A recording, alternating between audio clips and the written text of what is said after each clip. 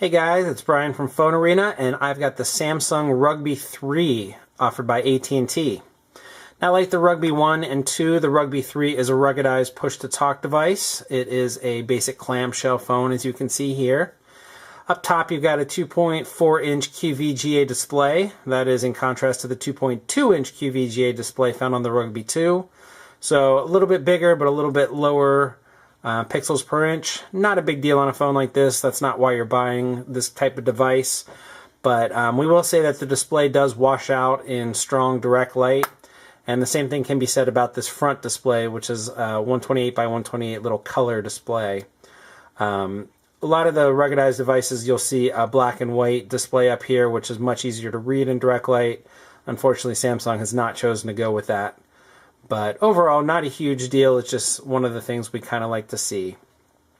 Taking a look around the phone, you have the giant speaker up front. This has been one of the trademark design themes of the Rugby devices.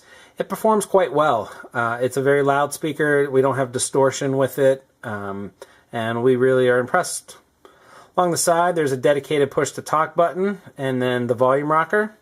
And on the other side, you're going to find a speaker key and the phone's single port, which is a micro USB port.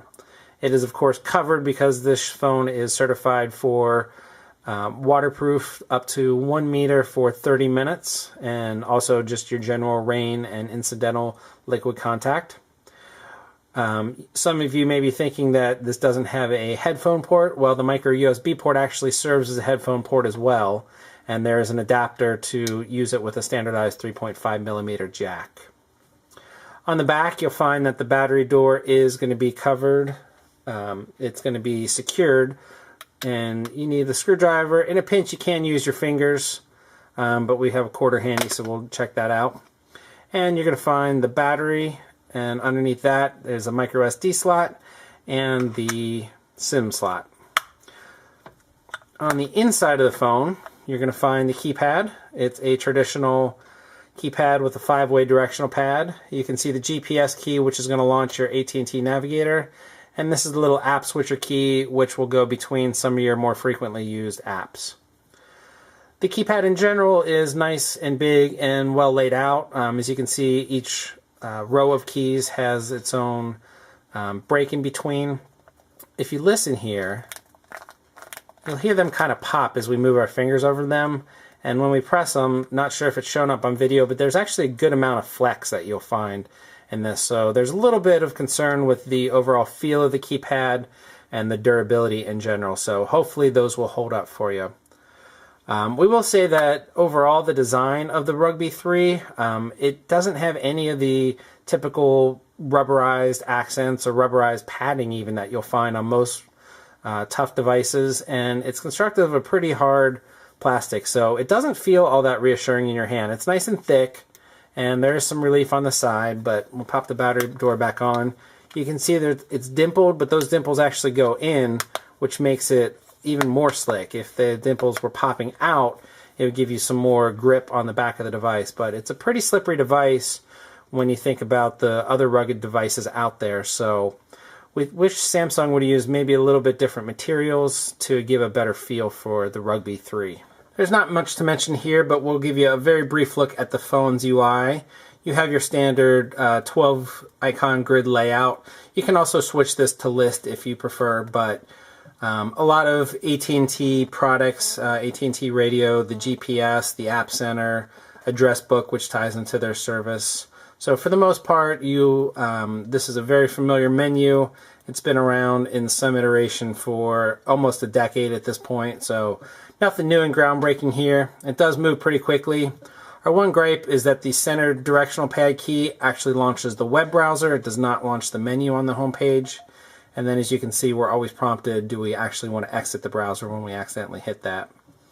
We did mention that the app switcher key, you can see it just brings up some of your frequent stuff, your calls, your messaging, browser, and whatnot. So, and with the soft key, this is the way to access camera. It's not the most intuitive. There is no camera icon, if you notice, in the main menu, which a lot of people might be looking for. But it is a pretty quick access once you get used to that. So Like we said, nothing groundbreaking here. It is pretty traditional and it runs plenty quick for what it needs to do. Let's take a quick look at some of the durability tests we're going to put the Rugby 3 through. First off, the standard drop test from waist height onto carpet.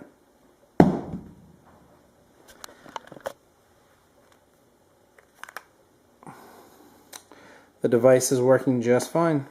Now we're going to drop the Rugby 3 from our standard waist height onto the concrete.